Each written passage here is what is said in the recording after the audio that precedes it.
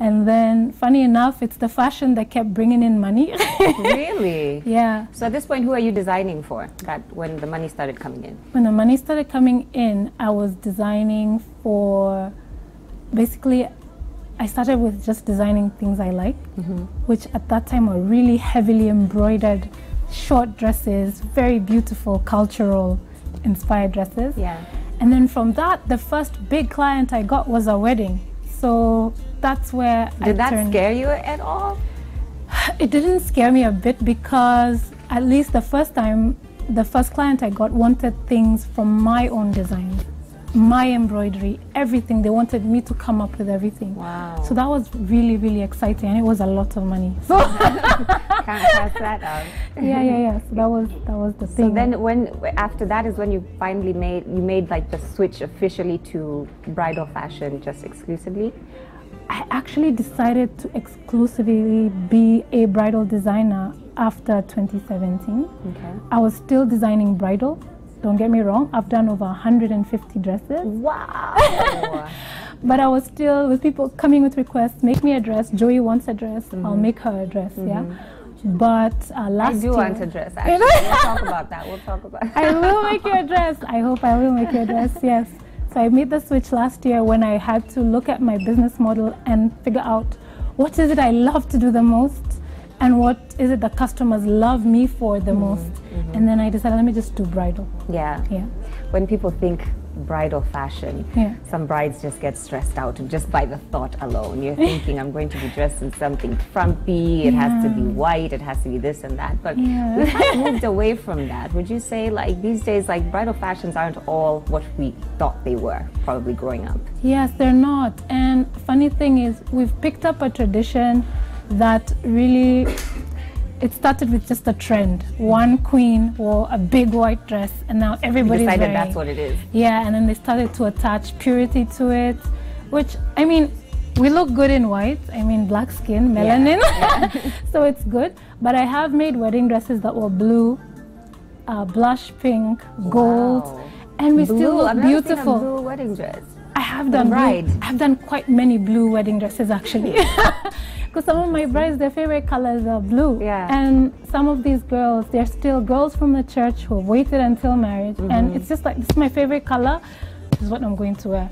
So it's really no longer about white. Yeah. Although we look good in white, so sometimes we fall back on white. Yeah, but people feel more comfortable these days stepping out of what tradition has been. Exactly. Are you married yourself? No, I'm not. How does it feel to design wedding dresses as a single person? Are you hoping to get married one day? Yes, I am. Okay, are you in a relationship? Not yet, no. Not yet? Yeah. So what does it feel like? I mean, because it's a really emotional process. Do you have like emotions all up in the dress you're making it? The funny thing is, when I started to do bridal, I wasn't even thinking about getting married at around that time. Yeah. The brides that I have met, the brides I met in the beginning, are the ones who have slowly turned my heart thinking towards maybe marriage is a good thing. Yeah. So I never really thought about it. Funny, I've been asked that question before, and I answer like, oh my God, I never really thought about it. But actually, now, I do want to get married. Yeah. And of course, for me, I'll be like wearing your wedding dress dresses. going to be blue? All colors. I'm gonna all the colors. Maybe 3 dresses. Maybe a blue one, a white one, a pink one. Yeah, why not? Talk us through the process of when a bride comes to meet you and how long it takes for you to flesh something out that they want and to actually make the dress. What's that process like? Okay, well, it starts with the DM or the phone call, and then we make an appointment. So you come into the studio, the atelier, which we have now really made it to look like a beautiful boutique space. Where is that located? It's in Karen. Okay. Before we were just in a workshop, because that's all, I was a designer. Workshop, studio, it's enough for me. But now we've created a boutique space because we care about the bride's experience. We want you to feel beautiful even when you come for your fitting. So you come in for the appointment, we sketch out your ideas. Some people come with ideas from all over the internet. Right, magazines. Yeah, so we get your head wrapped around what you really want, get your shape in, sketch something beautiful, pick up fabrics, take your measurements, and then deposit, fast fitting within a month. And then from there, it's like a slow process of fittings, or whenever you feel like you're ready or you have time, you come in for your fitting. Recommend 6 months. Yeah. For the whole process. For the whole process. But we've turned over a dress in a month. Yeah. Yeah, for the bride who just makes up their mind within 1 month they want to get married. Yeah. So, yeah. There are brides who are known to be a bit difficult. Yes. When it comes to the planning of things, Yes. bridezillas, if you would. Yes. Have you dealt with those types of brides? I think I am very fortunate. I've never encountered a bridezilla. Really? That's so strange. I don't know. Maybe when I start charging maybe $40,000, like to make like Meghan Markle's dress, then maybe Royal wedding. Yes. We just happen to be talking about fashions today, but maybe let's talk about some of your pieces. So, so what do we have here? Okay, this on the mannequin is just a cover-up. There's brides who want to wear a very risque dress, maybe for the reception to look sexy, but maybe for church they just want to cover up with something.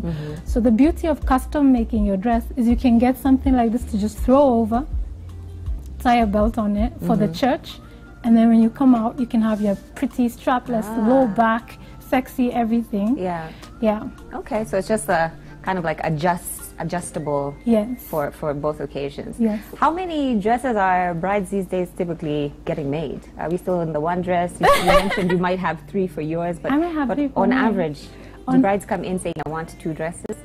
Yes, actually. They actually come in and they want 2 dresses. One reason is because we are also known for traditional dresses with African fabric or with embroidery. So the lady might come in for her traditional dress and then the white dress or the pink dress, whatever, or they might come in for a reception dress, maybe a short dress, so they can be free to dance. They can dance in, Right. We're gonna cross over to the models that you came with, and you can maybe like talk us through your mindset of when you're creating these gowns. I don't know which model we're gonna begin with, but if we can just do like a, full body type of thing, and you can explain to us there what was happening. All right, can we, so talk to us about these dresses. Okay, these dresses are very versatile in that you can see 2 shapes on them. You can see a mermaid and then you can see the A-line or maybe ball gown slightly outward shape on the tulle. My thing is to give you as many ideas as possible in one dress. Okay. So for instance, Betty's dress is detachable. The tulle ball gown skirt is detachable. You can actually rip it off and you're left with the mermaid dress. Okay. And the beauty of it is the structure around her waist. If you're worried about your belly or your tummy, you have something to really cinch it in. Yeah, so that's the beauty of that dress. Nice. And what about the other one?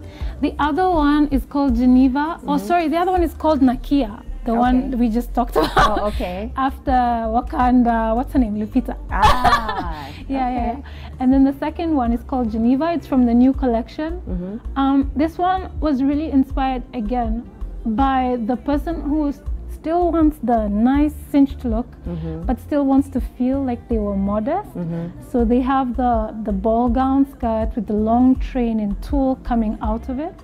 And then I love winding leaf patterns, and those are really, they're hand stitched on, and it takes a couple hundred hours hours to hand stitch all that on. Yes.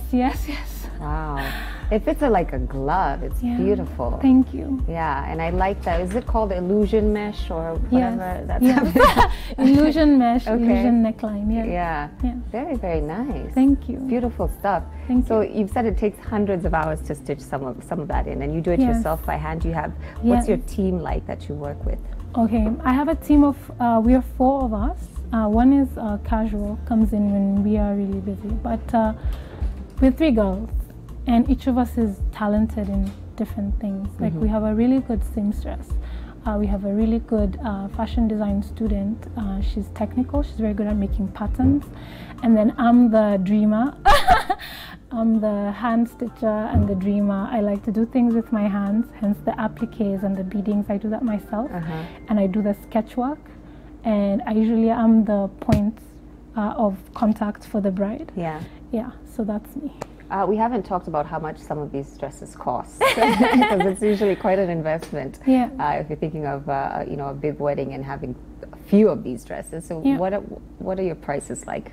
Where do you range? Right now my prices range from 80,000 to 150,000. But you always get a good deal if you're getting a second dress. Okay. Yeah. So some sort of discount involved there. Yeah. So have people come and bargain and say, Niko natui. But it's your wedding day. I don't think people really want to compromise too much on your wedding day. You really don't want to, especially if it's something that's gonna take a long process to make. You don't want to.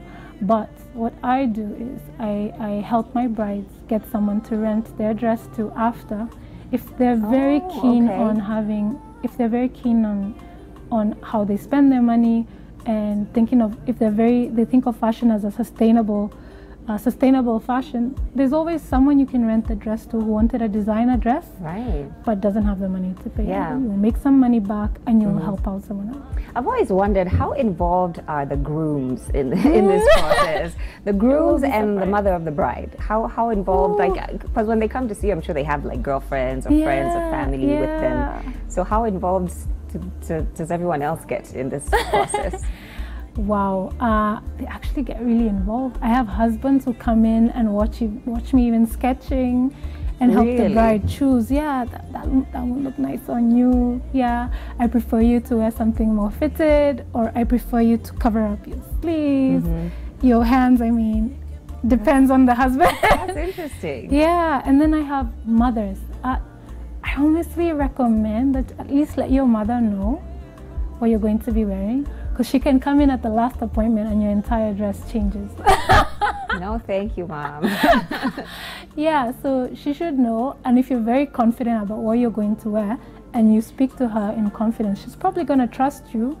Yeah. Yeah. But just maybe fill her in a little bit if your mom has been like the closest to you all along, because yeah, I remember one dress we changed the color last minute.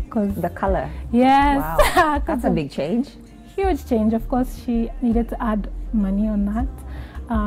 But yeah, the mom wanted her to wear white. Wow. So yeah, it's important, especially if your moms are very traditional, just to involve her in the process. Yeah. Yeah.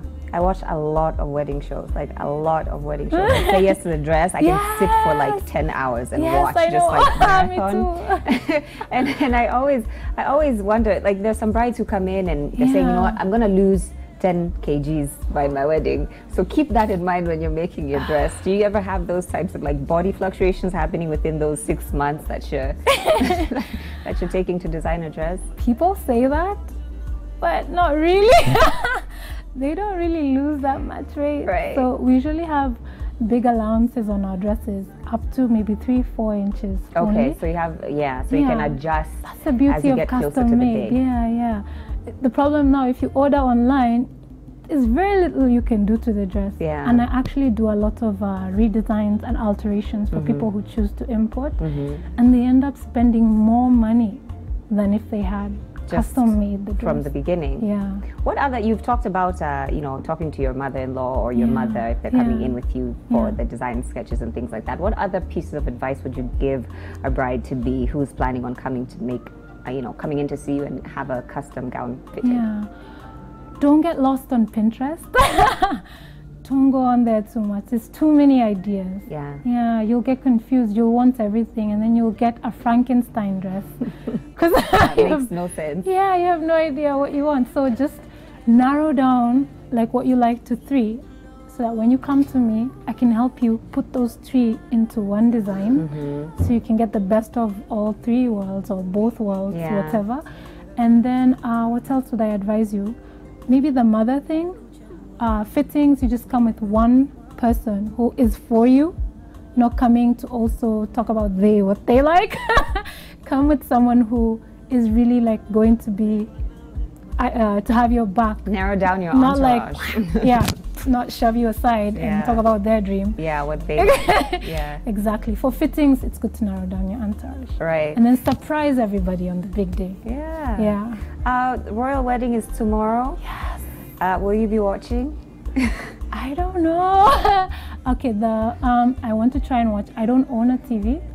You don't own a TV? I don't own a TV. Well, the royal wedding, shall I say, will be streaming live on Citizen TV and in Viusasa. Yeah. Download the app on Play Store or the App Store if you want to watch. Oh, well, yeah, I can do that. I can download the app on Citizen. Viusasa. Yeah, I will do that. And YouTube, will it be live? I'm not sure. I know it'll be on Viusasa, I can tell you that. Yeah. I'm going to try my best to watch. So do you have any thoughts about what she'll be wearing? As a designer, I'm sure people are speculating. Yes, I actually sketched something on Instagram. One of the Kenyan fashion designers also did that, and I also put up a sketch. I pictured her because of all the noise that Meghan's family has been making to not really put her in a good light. I designed something very understated for her, meaning minimal not fabric. A Princess Diana dress. Not a princess. That had a lot going on. No, just something minimal, one color, bling. She's probably gonna have sleeves. She's a royal, yeah. And then obviously a long cathedral veil, something off shoulder. I feel like there'll be a bow somewhere. I don't know. I hope I'm right. We'll wait and see. The good thing is that Meghan Markle is beautiful and has an amazing body, so whatever they put her in, I'm sure she will still sparkle and look great. So we're going to just wind up right now, but I want you to tell us your contact information or how people can see more of your work, social media, all that. Okay, I am on social media on Instagram at Isani Culture, IHSANI Culture. And actually on Sunday I will be at the Grand Wedding Expo at the TRM talking to brides about getting custom made dresses, and we'll probably have like a nice little mini show at my studio boutique the next weekend. So I'm encouraging brides to sign up by DM or inbox for a nice appointment. You can view dresses, fabrics, and you can just get lost in ideas of what you can get for your wedding. So that's Isani, IHSANI Culture, and they can check you out and get more information. Thank you so much for coming. You brightened up our studio this morning. You didn't bring me a dress, but I'm okay with that. I'm making your wedding dress, I hope. And well, 20, we're in what, 2018? Yeah. 20, what are we talking here? What are we talking? 2019 maybe? 2019, let's do 2019. Right. I can hear we're in the background, so I'm going to stop. Thank you so much for making time for us. We've been talking bridal culture this morning, bridal fashions. And I hope that if you are a future or you're a bride-to-be or a groom-to-be, you'll check out some of her fashions and see how you can customize your special day. DJ Roy T-Boy coming up on Level Up Friday. The hashtag to use is hashtag Level Up Fridays. Tweet us at Citizen TV Kenya. Let us know what you want to listen to. We're getting into the weekend. Time for some music coming up next.